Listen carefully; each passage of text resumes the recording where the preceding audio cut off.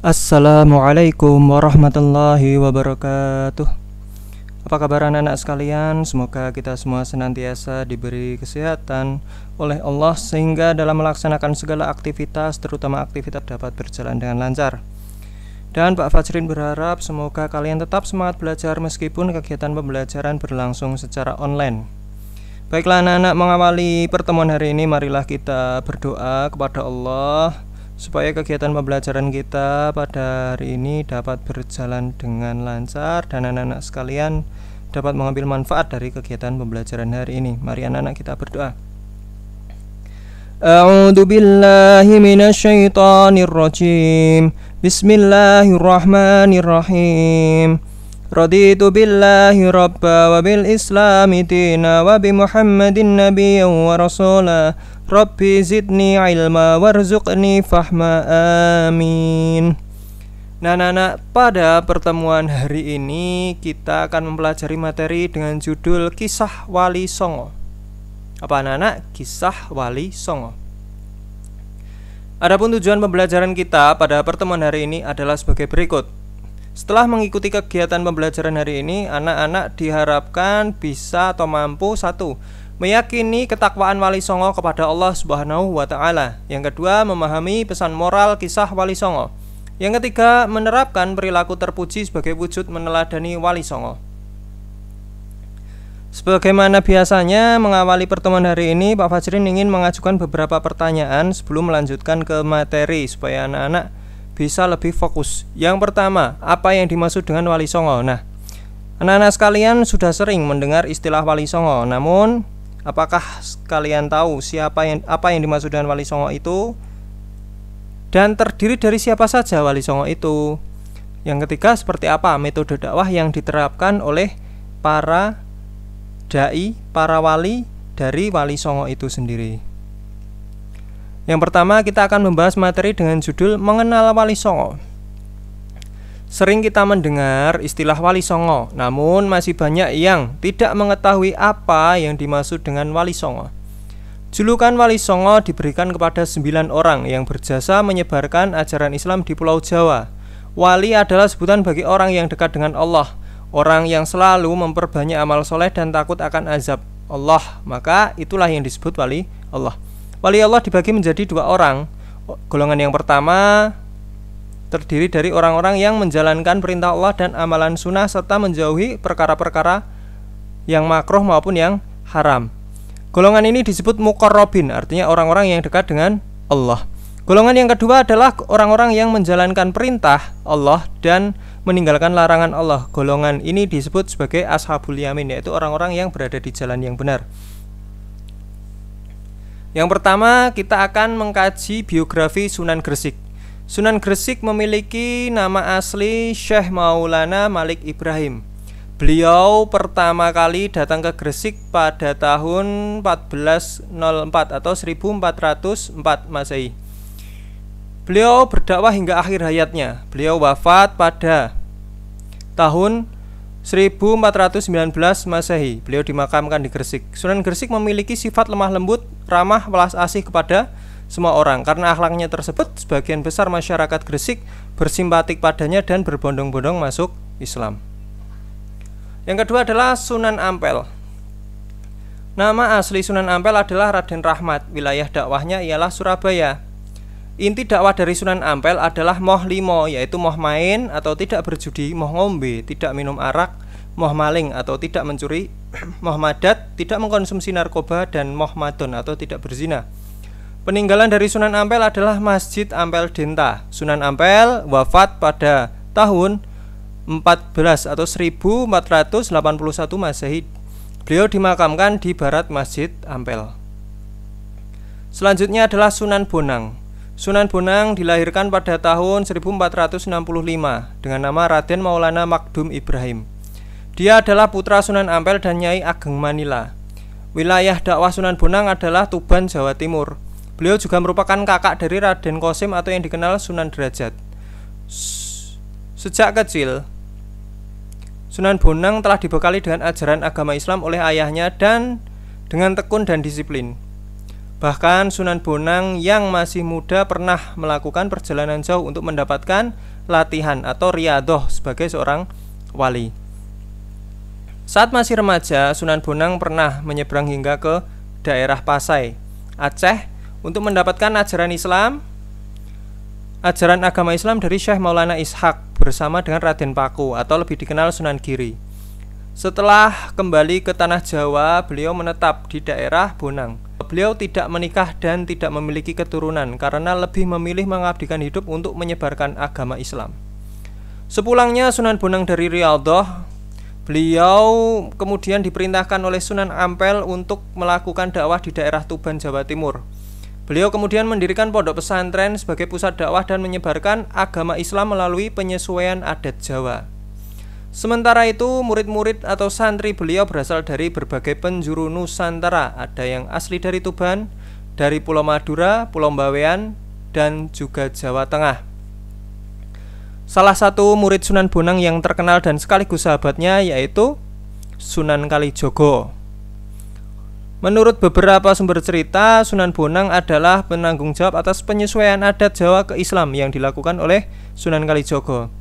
Beliau mengajarkan Islam kepada muridnya dengan pendekatan melalui alat musik bonang dan juga suluk atau primbon yang hingga saat ini masih tersimpan di Universitas Leiden, Belanda. Sunan Bonang wafat pada tahun 1525 dan dimakamkan di Tuban, Jawa Timur. Selanjutnya adalah Sunan Derajat.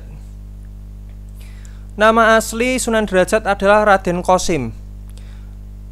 Wilayah dakwahnya adalah di Desa Jelok, pesisir Banjarwati, Lamongan.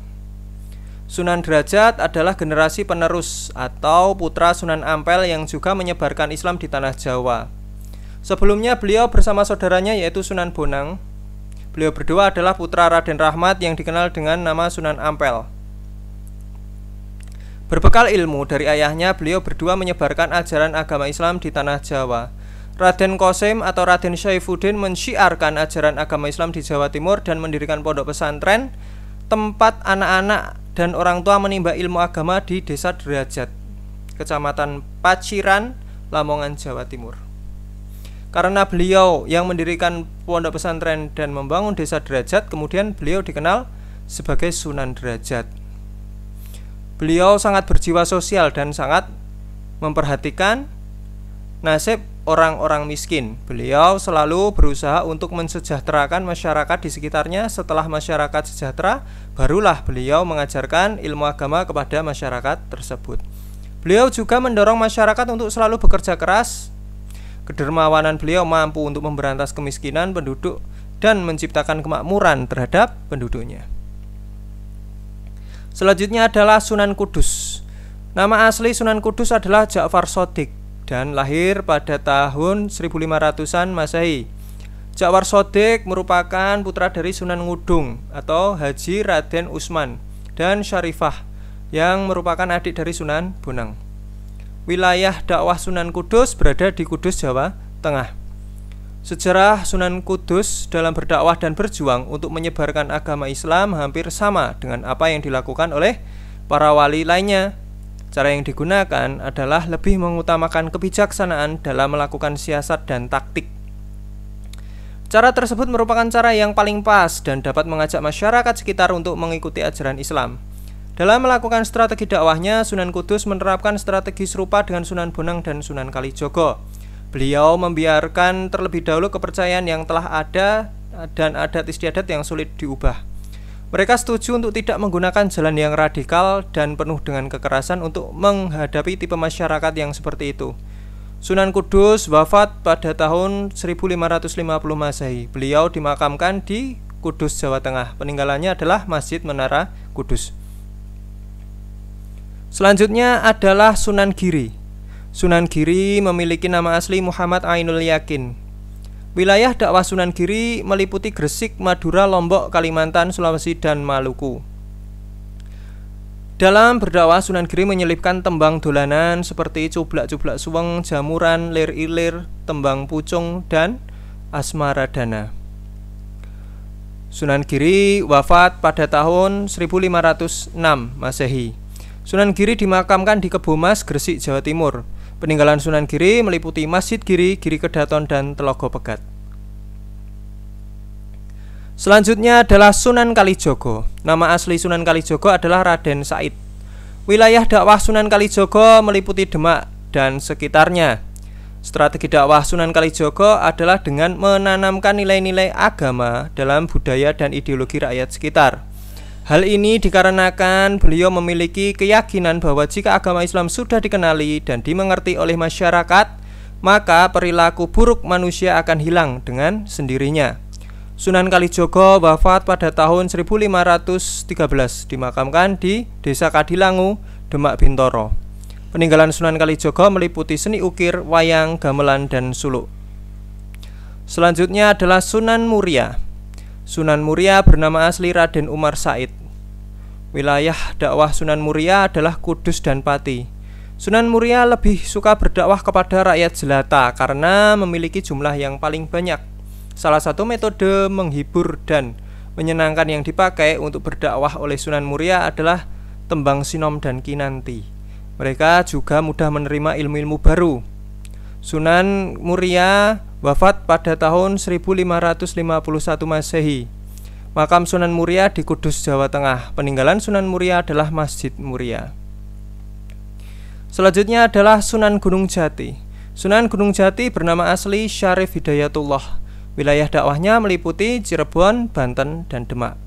Sunan Gunung Jati merupakan salah satu wali yang populer dengan pesan wasiatnya. Salah satu wasiatnya adalah menjadi kaya bukan untuk diri sendiri dan menjadi miskin bukan untuk membebani orang lain. Sunan Gunung Jati wafat pada tahun 1568 Masehi. Beliau dimakamkan di Desa Astana, Kecamatan Gunung Jati, Cirebon. Peninggalan Sunan Gunung Jati antara lain Masjid Merah Panjunan, Kumangang Pintu, dan kereta untuk berdakwah. Adapun kesimpulan dari materi tentang Wali Songo adalah sebagai berikut. Wali Songo adalah perkumpulan para dai yang beranggotakan 9 orang. Masing-masing wali memiliki wilayah dakwahnya sendiri-sendiri. Metode dakwah yang diterapkan para wali beraneka ragam, namun lebih mengedepankan prinsip kasih sayang dan kelembutan. Nah, anak-anak, itulah materi tentang kisah teladan Wali Songo. Semoga anak-anak bisa mengambil pelajaran berharga dari kisah tersebut dan meneladani sifat-sifat terpuji dari Wali Songo, serta dapat meneladani atau meniru strategi dakwah Wali Songo dalam menyebarkan atau mensyiarkan agama Islam. Nah, anak-anak, itulah materi tentang Wali Songo. Apabila ada kekurangan dari Pak Fajrin dalam memberi penjelasan, mohon dimaafkan yang sebesar-besarnya. Selanjutnya marilah kita tutup pertemuan hari ini dengan membaca doa kafaratul majelis. Mari anak-anak kita berdoa. A'udzu billahi minasyaitonir rajim. Bismillahirrahmanirrahim. Subhanakallahumma wa bihamdika asyhadu an la ilaha illa anta astaghfiruka wa atubu ilaik. Assalamualaikum warahmatullahi wabarakatuh.